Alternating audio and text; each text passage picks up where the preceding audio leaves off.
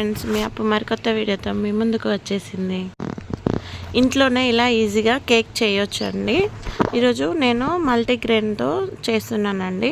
1 cup మైదా పిండి, 2 cups గోధుమ పిండి, 3 కప్స్ పిండికి సరిపడా 2 కప్స్ షుగరు, ఇంకా షుగర్లో 2 టేబుల్ స్పూన్స్ ఆయిల్ వేసి మిక్సీ చేసి పిండిలో 1 table spoon baking soda, 1 table spoon baking powder అన్నీ బాగా కలపాలి అండి. పిండి అంతా మంచిగా ఫోమ్ వచ్చి బాగా స్మూతీగా ఫామ్ అయ్యేలాగా ఇలా కేక్ మిశ్రమం రెడీ చేసిన తర్వాత ఒక హాఫ్ అన్ అవర్ రెస్ట్ ఇవ్వాలండి. అది బాగా అయిన తర్వాత మనం కేక్ని రెడీ చేయాలండి. చాలా బాగా వస్తుంది. అలా అయితే చాలా సాఫ్ట్గా స్పాంజీగా వస్తుందండి. మనం కేక్ మిశ్రమంని ఇలా మిక్స్ చేసేటప్పుడు కలిపేటప్పుడు మనకి సరి అయిన కన్సిస్టెన్సీ రాకపోతే కొన్ని పాలు కూడా యాడ్ చేసుకొని కలపాలి అండి. ఇంకా కన్సిస్టెన్సీ సరిపోలేదు అనిపిస్తే కొన్ని వాటర్ కూడా యాడ్ చేయొచ్చండి. ఇలా మనం కేక్ మిశ్రమంని కలిపేటప్పుడు ఇలా కట్ అండ్ ఫోల్డ్ మెథడ్లో మిక్స్ చేయాలండి. అలా చేయడం వల్ల కేక్ అనేది చాలా స్పాంజీగా సాఫ్ట్గా వస్తుందండి. కేక్లో మనకి కావాల్సిన ఎసెన్స్ని కూడా యాడ్ చేసుకోవచ్చండి. ఈరోజు నేను వెనిలా ఎసెన్స్ని యాడ్ చేస్తున్నాను. ఇంట్లో బీటర్ ఉంటే బీటర్ని కూడా యూజ్ చేసి ఈజీగా కలపొచ్చండి. నేనైతే ప్రజెంట్ ఇది యూజ్ చేస్తున్నాను.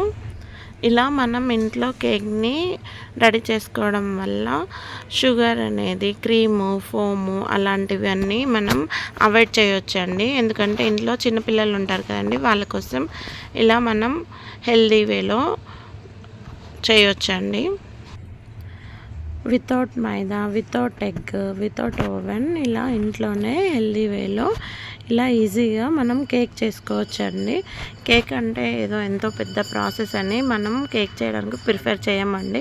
కానీ ఇలా ఒకసారి ట్రై చేసి చూడండి, చాలా బాగా వస్తుంది. ఇలా అన్నీ బాగా కలిపి ఒక హాఫ్ అన్ అవర్ లేదా 1 అవర్ రెస్ట్ ఇచ్చిన తర్వాత మళ్ళీ ఒకసారి బాగా కలిపిన తర్వాత మనం ఏ బౌల్లో అయితే కేక్ని ప్రిపేర్ చేయాలనుకుంటున్నామో ఆ బౌల్కి ఆయిల్ కానీ గీ కానీ రాసి లేదా బటర్ పేపర్ని అప్లై చేసి మన కేక్ మిశ్రమంని అందులో వేసి మనం ఆ బౌల్లో ఎయిర్ బబుల్స్ అలా ఏమీ లేకుండా ట్యాప్ చేయాలండి. బాగా మనం ఓవెన్ యూజ్ చేయట్లేదు కదా, ఓవెన్ బదులుగా ఒక పెద్ద బౌల్ని మనం అన్నం వండుకునే గంజుని మనం ప్రీహీట్ చేయాలండి, ఒక 20 మినిట్స్ అలా.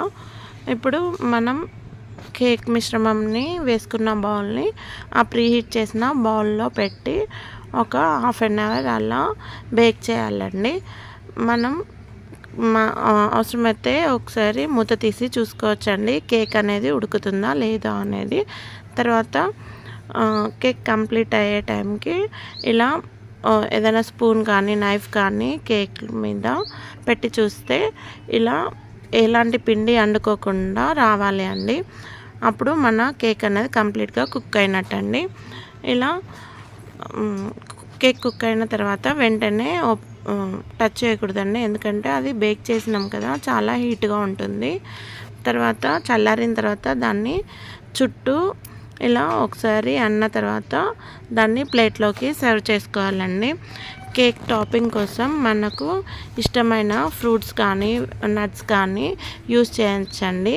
మా పిల్లలైతే క్యారెట్ని ఎంతో ఇష్టంగా తింటారని క్యారెట్తో ఇలా షేప్స్ చేసి కేక్ని డెకరేట్ చేసామండి. టాపింగ్కి యూజ్ చేసిన చిన్నపిల్లలైతే చాలా హ్యాపీగా ఎంజాయ్ చేశారండి కేక్ని.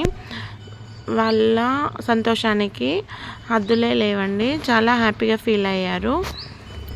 ఇలా కేక్ని రెడీ చేసి మేము మా పిల్లలం కలిసి మా అమ్మతో షేర్ చేసుకున్నామండి మదర్స్ డే సందర్భంగా. మా మమ్మీ కూడా చాలా హ్యాపీగా ఫీల్ అయిందండి. మీరు కూడా ఇలా ఇంట్లోనే కేక్ రెడీ చేసి ట్రై చేసి చూడండి. Thank you for watching. Like, share, comment, subscribe my channel. Lots of love.